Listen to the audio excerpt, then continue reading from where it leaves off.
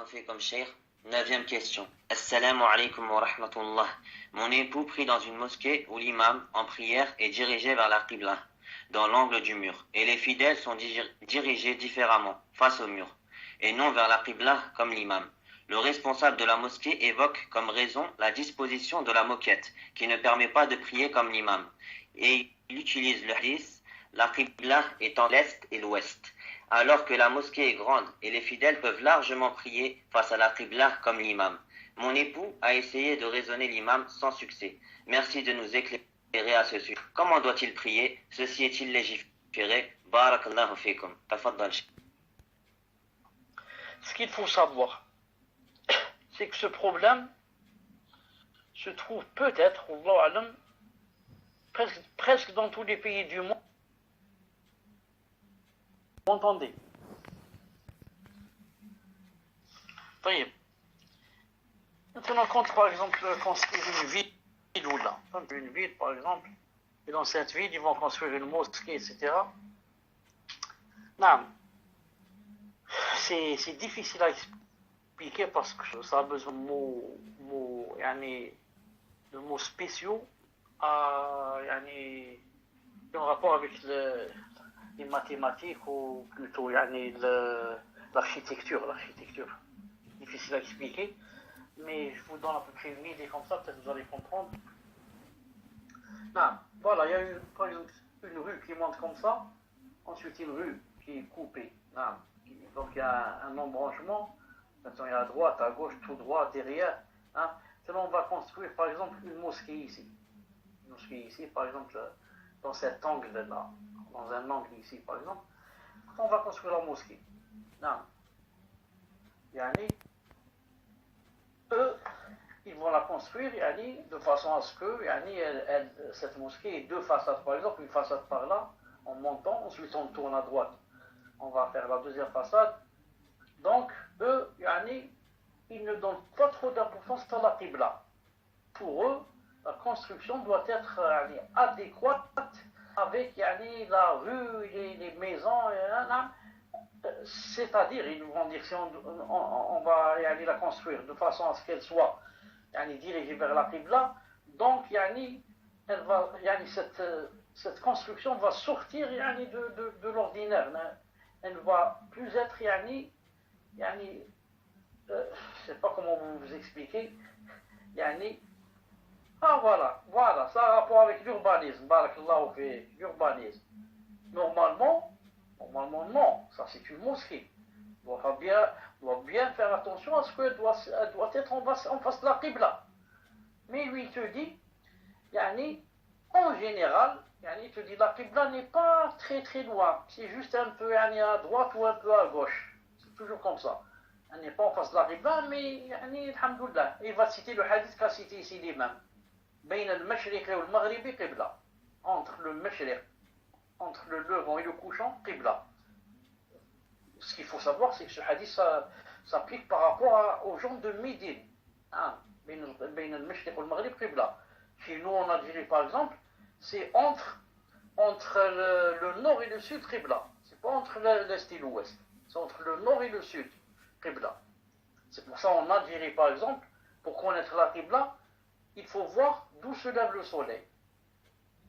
De l'endroit où se lève le soleil, c'est la qibla. Et le couchant, le maghrib, là où se couche le soleil, ça veut dire que tu donnes ton dos à là où se couche le soleil. Mais à Médine, non. C'est pas là où se lève le soleil, par exemple. C'est entre là où se lève le soleil, le mashriq, et là où se lève le soleil, c'est entre ces deux qu'il y a la qibla.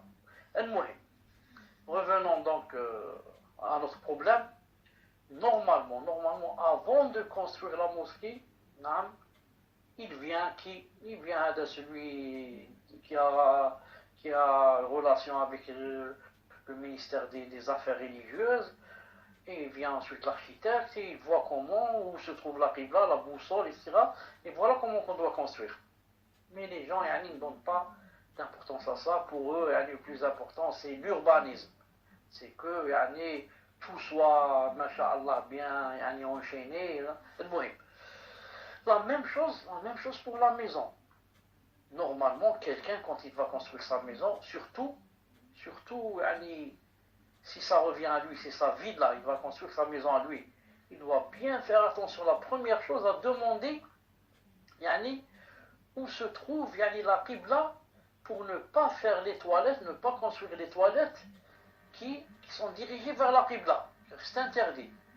Quelqu'un, quand il rentre dans les toilettes, c'est interdit d'être en face de la qibla, et c'est interdit aussi de donner de son dos à la qibla pour faire par exemple ses besoins. C'est interdit de se mettre en face, et c'est interdit de donner à la qibla son dos. Donc, la première des choses, un vrai croyant, quand il va construire sa maison, c'est de chercher où se trouve la qibla, pour l'éviter dans les toilettes. Et pour construire les toilettes de façon à ce qu'il ne soit pas en face de la qibla, ni de lui donner du dos. Mais où sont les gens qui pensent à ça? Ce qui l'intéresse, c'est de construire la piscine dans la villa et de construire le premier, le deuxième, le troisième, et il va monter je ne sais où. Il va monter comme la tour Eiffel. C'est le mouhim. Donc, maintenant le problème, c'est que toute mosquée dont l'imam peut changer la moquette, etc. et se mettre d'accord avec les prieurs pour se diriger vers la qibla, c'est obligé pour eux de faire cela. Aucune personne n'a le droit de dire entre le mashriq et le maghrib c'est la qibla, comme a dit le prophète islam, donc on prie comme on peut. Tant que la personne sait c'est quoi la direction de la qibla, c'est obligé qu'elle se dirige vers la qibla. Il n'a pas le droit de se baser sur le hadith, comme disent les savants.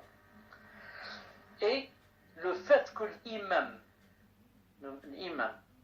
se dirige vers la qibla et les autres, pas vers la qibla, mais vers le mur, ne suffit pas. Il faut que l'imam et ceux qui sont derrière lui se dirigent aussi vers la qibla, s'ils connaissent sa direction. Reste maintenant, si l'imam n'accepte pas, il dit, change pas les choses, vous devez prier comme ça. Maintenant, s'il n'y a que cette mosquée, ils vont prier comme ça. Ce sera l'imam qui endossera les péchés et qui devra rendre les comptes devant Allah Yawm al-Qiyamah. Parce qu'il peut, il n'a pas voulu. Quant à ceux qui prient derrière lui, ils ne peuvent pas, il n'y a pas d'autre solution. On leur dit, les savants disent, si,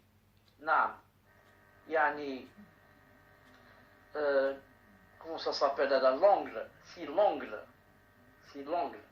qu'il y a, quand tu pries vers le mur et non vers la qibla, si l'angle qu'il y a entre la direction vers laquelle tu pries et entre la qibla, si l'angle ne dépasse pas 45 degrés, ta prière est valable bi'idhnillahi ta'ala. Et vous pouvez lire ça sur le site de Cheikh Firkous hafidhallah ta'ala. Il faut que entre toi, entre la direction où maintenant tu es en train de prier et celle de la qibla, l'angle qu'il y a ne doit pas dépasser 45 degrés. S'il dépasse 45 degrés, ta prière est nulle. Ta prière est nulle. Et quand tu pries, quand tu vas à la maison, tu refais ta salat. Mais s'il ne dépasse pas 45 degrés, les savants disent, c'est permis, bi'idhnillahi ta'ala, car tu ne vois pas la Kaaba et tu es en train de prier vers sa direction. Et la direction de la Kaaba, pour celui qui ne la voit pas, c'est jusqu'à 45 degrés. Bi'idhnillahi ta'ala. Tfaddal.